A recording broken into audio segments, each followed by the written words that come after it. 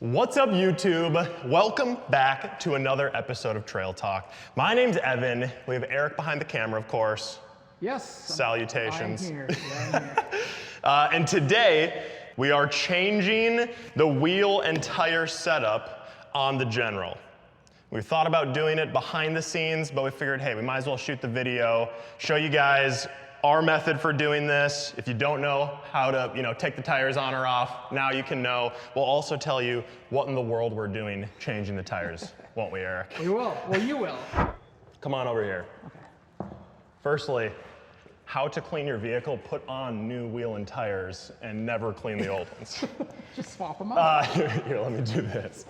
So we have, like I've said in the past videos, we have a limited edition General, right? Yeah. So it came with super cool guy limited edition wheels, which basically it just means they have this colored bead lock that matches like the blue, right? Yeah. I don't want to run a bead lock on this vehicle setup though, for a few reasons. Okay, why is that? We've talked in the past, Eric, about how cool wheels are, tires are from like the look of the vehicle, but also they're the thing that touches the actual road. And by road, I don't mean road, but I mean dirt. So you ask a lot of all of this stuff because they're spinning, high speed, tons of load, force, impact, crazy words, but ultimately we ask a lot of the tires. We've talked in earlier trail talks, maybe we'll put like a tag, right? Isn't that what the people who have their stuff together do? So. They link other videos. I'll give it some space over here. We'll link the video where we talk about modifications, where we talk wheels and tires. But there are bead locks and there are also no bead lock setups. And one of the biggest cons of a bead lock is A, they take more maintenance because there are all these bolts that need to be maintained. And they also are heavier, Eric. Yes. There's more metal. They're literally locking the tire onto the wheel so you can run lower tire pressures for more traction, which are the pros. They're a lot more gnarly. But what this thing is doing, this wheel is going to be perfectly capable at doing it. By the way, Eric, this is the stock I love it. wheel and tire setup. Yeah. We always say in the modification videos, like, hey, you don't need to do this stuff, right? Yeah. I sound like a broken record. We're undoing the thing that part of what made this limited edition so cool. We're literally putting these back on. I'm gonna tell you right now, Eric, I like these wheels better. They look nice. I can't wait to see how they look on the vehicle. I've liked these wheels since they debuted on Turbo S. And then now General took them on. They look so cool. We're going to put these on. Enough chit chat. Let's jack this puppy up. Things we're gonna need for this. Number one, a jack, right? We'll come back to this because that thing's freaking awesome. Also, we have some other things, Eric. We have jack stands. Sure. I don't recall which size we're gonna need. So we have a few different ones here, because isn't that always what you do? You have a few different sizes. Yep. We also have wheel chocks. Sure. So we'll show you that in a moment. You need those, preferably. Right, here we go with the safety accoutrements, gloves, all that. Torque wrench, extenders if needed, the sockets and such, right? Should I expose this too? Yeah, it's good to see. Boom, and we are gonna rip these suckers off in an appropriate way. Okay, but back to the jack though. When jacking a off-road vehicle, possibly a side-by-side, possibly a truck, Eric, or a 4Runner, you have much higher clearance here. So there's like the, what is it, like Harbor Freight? Yeah. Like the low profile? The low profile one, jacks, that also the wheels stop working at some point. Yep. You can't like literally lift those high enough. So at some point you need a ton of wooden blocks, which you don't necessarily want to stack because that becomes many things that, like Jenga. Not very sturdy. So really you should be getting an off-road jack if you're going to be doing this in your life a fair amount. So you could still use this low if you wanted. There's also different heights. But this allows you to literally be able to get under something that would normally be like the actual height of the, your cheap low jack. Right. Which you would otherwise need to sneak under a low car. The precision of this release is so nice that you can actually control how quickly or how quickly you lower the vehicle. So what I call like the bite point isn't just wide open. You actually have control. Sure. So I'm turning this and it is opening or sealing everything. So closing it back up so we can raise this thing up. Oh, it's the perfect tire in its current setting, which is lovely. So you want to have it centered, obviously, because this thing is going to be doing. Oh, we actually might need to lower this, Eric. Oh, nope. So you want it centered under the vehicle, so you're lifting it up, centered, obviously. And then basically anywhere under here, this hard area under the bulkhead is good to go. I'm gonna go right there and get us. Oh. I think the other thing about this jack is whatever the leverage ratio looks to be awesome. Like one full pump equals a lot of lift, right? That isn't. My jack doesn't lift like that. Before we continue here, actually, chocks, wheel chocks, safety, flat surface, no key, vehicle. Which gear is it in? Park. It's in park. And back here are funny little wheel chocks. This could be a wooden board or a rock, or if you want to get an actual chalk. Chuck the wheels? Chalk? No one knows. Okay, now back to this. Oops. Oh. Back in. And now we're ready. And then, quite obviously, you are lifting until you get it off the ground. However, we want to actually loosen these lug nuts before we get it off the ground. So, take a look here. Massive impact. You're gonna want a 19.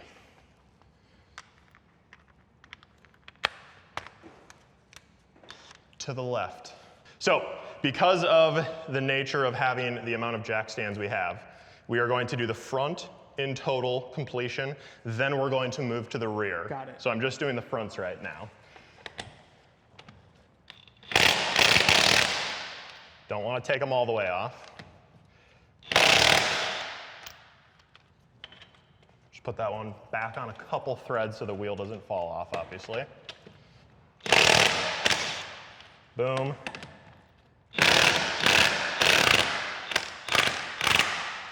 Boom. Okay. Boom. These are on too, by the way. The torque value for these is 120. So they do, like, if you're simply undoing these by a breaker bar, like, you'll need some big pythons or a big bar. Or easier, this. So now we will go until the wheels are off the ground.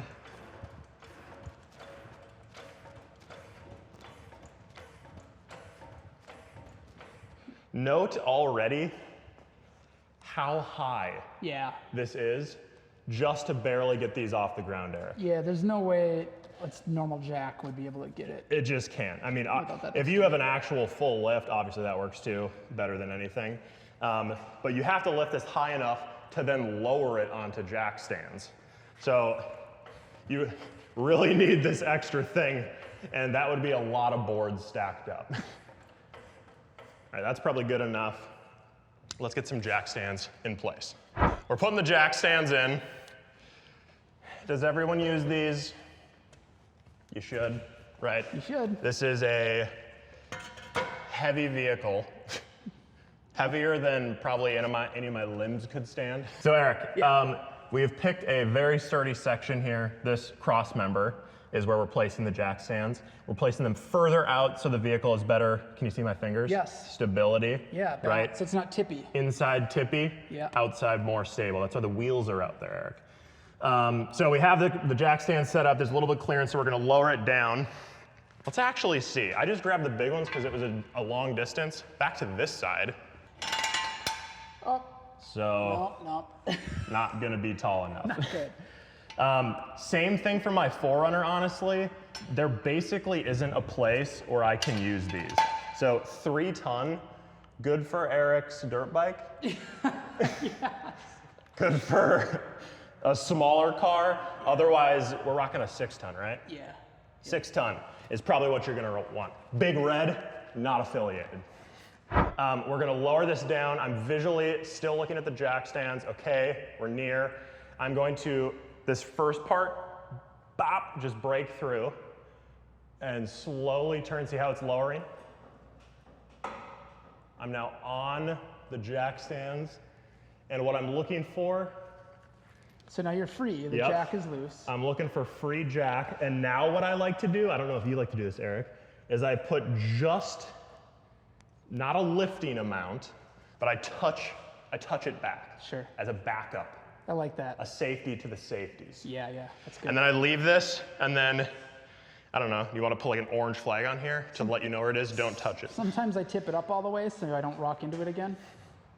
Might be a little tip. Eric has 8 more years of experience. I would have learned that right there. I have 8 more years of tripping over my problems. So these are already super loose, but why not just use the power tool anyway? Honestly, so as you saw the tire and wheel moving, some of them actually do get pinched a little as the wheel lifts, so using this is nice. Sometimes you actually can't hand tighten. It is a good bit heavier. It's probably, I'm gonna say 6 to 8 pounds, Eric. Okay. Keyboard warriors, go look it up. Tell us how wrong we were. There you go. But if you think about that, that's pounds per tire times 4. On the conservative side, what do we say? 6 times 4, 24-ish pounds That's a lot. of rotating mass. Yeah. Not going into your axles, possibly saving you some weight overall. That's the difference, and not having the maintenance either. So there we go. We don't actually know the weight of this. Again, someone will figure it out. So now we're gonna put this one back on, Eric. We're gonna swap this around. I always like to look at the bolt pattern as far as how it's turned. It's also a good time to inspect your brakes and stuff when your wheels are off. Yeah, actually, this isn't a maintenance video, but look at this. We got this off right now. You can visually inspect this. You can look for marring on the rotors. This is normal. These guys help clear away gunk and such and shield. Things are looking good here, as they should, as this is still a newer vehicle. Yes. So let's put this back on. There we go. Good. Normally, lug nuts, keep them close. So other side's on, Eric. Yeah. Right? And I'm just putting the lugs on this just so we can do the lowering process. One thing to keep in mind here is, depending on the machine, all of the wheel and tires might not be able to go on all of the corners, right? Okay.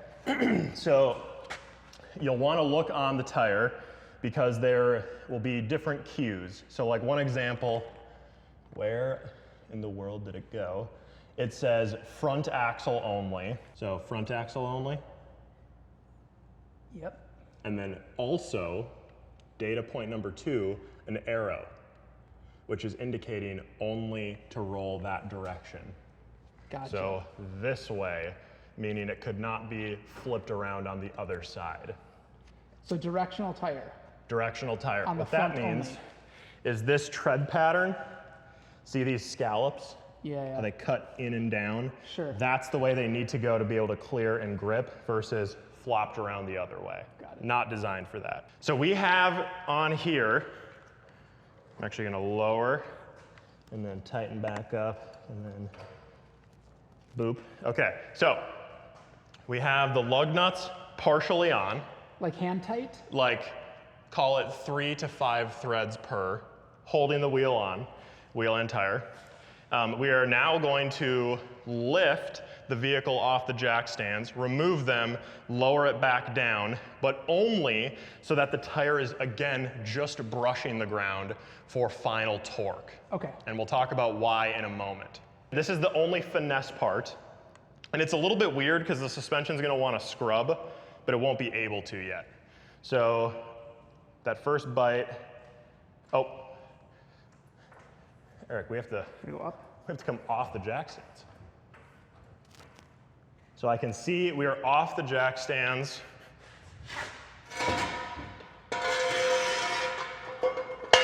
Removed. So now you don't want to final tighten with this. But what I do like to do, because the wheel does end up getting pulled, see this still? Yeah. So we have movement.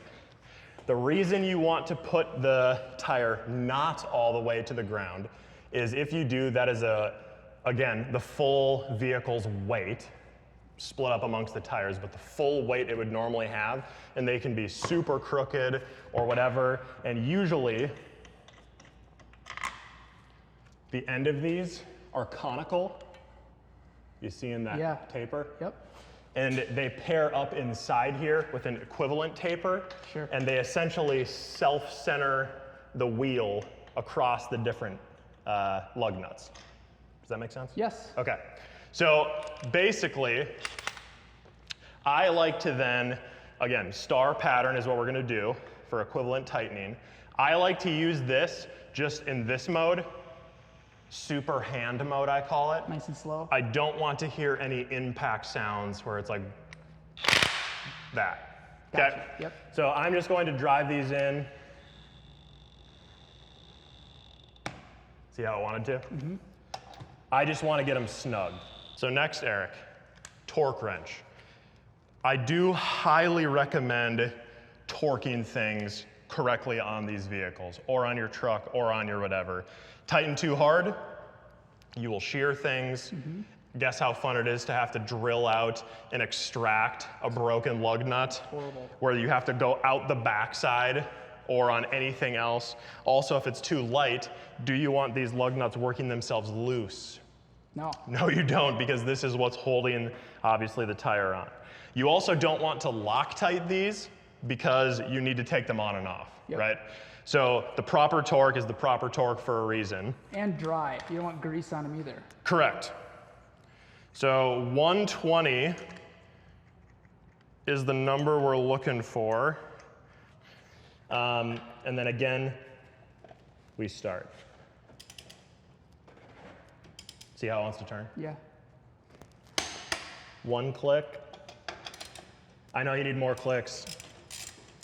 So we got one click each.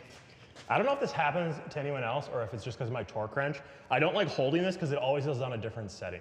Does that happen to you? Oh, like it moves? Yeah, which is obviously because I only hand tighten the jam nut. Yeah, But anyway, so now I'm gonna go through again.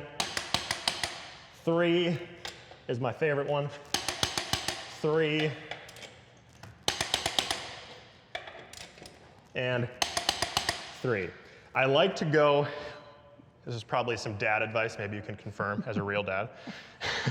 I like to get everything clicked one torque value, or one click at the correct torque, and then go back through, because as you torque other nuts, the other one could also require more torque because the wheel is getting its way on. Finding its home. AC turned back on. It's Not on. sure if you can hear it. Yeah. Don't worry about it. We need it. So we are all torqued 120 foot-pounds. Got it. Pound-feet, foot-pounds. On all of the lugs. You're gonna see here, I don't know if you can already see it from the front, Eric, but try and catch this as it lowers and it like pushes out, but it runs into resistance. Can you kind of see that? You can hear it. You can Tires hear it. Are crawling. What's happening there, and this is again why you want to put this on before it's got full weight, is the suspension wants to lower as the vehicle weight is coming down to ride height, but the sticky rubber tire is stuck to the floor and doesn't want to move out to allow that.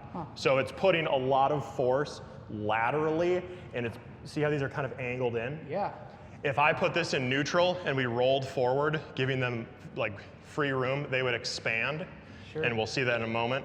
But if we did all of this weight and lateral load with not final torqued bolts, it would be very difficult because the wheel would be so skewed from meeting nicely with the knuckle as it's called. Does that make sense? Yes. Okay, but you understand it. I do, and I would have probably not done that. Because on cars, you can kind of set them down. On cars, you can. The reason why is there's way less suspension. Yes. We're in the back, but just because we now move the vehicle, you notice we move forward. I just neutraled it, moved it forward. Look at now, if you were to like pause and go back, how much wider this is now. Yeah. The wheels were able to scrub back to ride height. We are now going to lift off the hitch. Yeah, there we go. So once again, just loosening these while they're briefly touching the ground.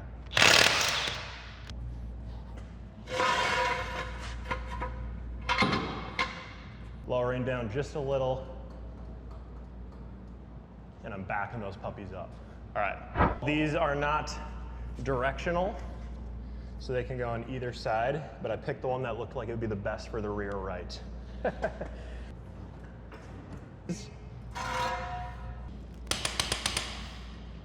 Eric. Just like that. Tightened. We're gonna final tighten the other side. We're gonna lower the vehicle, and we're done. Dude, I've never been so stoked to go back to stock, if you will. I love this. I actually really like these tires. Something cool about the Pro Armors, we didn't even talk about these. This is a 30-inch by 10-inch tire. They all are. As you recall, these are different tread pattern in the front, which is for steering, turning, grip reasons, per the engineers. 30 by 10-inch, 15-inch rim. Cool thing about Pro Armor, if you pull out measuring tape at home, Yeah. these are gonna come in a little higher than 30 inches, Eric. Really? By the way, public service announcement, always back out your torque wrench to 0. Yes. Or in this case, technically, 25. Why? Do you know? I think it takes the load off of the spring inside. Takes the pressure off? So it stays accurate. Always back out your torque wrenches, kids. Okay, end of the video, Eric. What do we always say? How cool is all this stuff, having your vehicle jacked up in the air, but is it cool at all if you don't actually ride it? No. Not at all. Go out on the weekend. You know what? Call in sick to work. Take a day. I'm gonna call in sick on the next shoot. We can't, we just revealed we can't, I'm not sure if we can do that. But maybe we will. But go out and ride. And of course, come on back for the next episode of Trail Talk. Thanks so much for joining us today. We'll see you next time.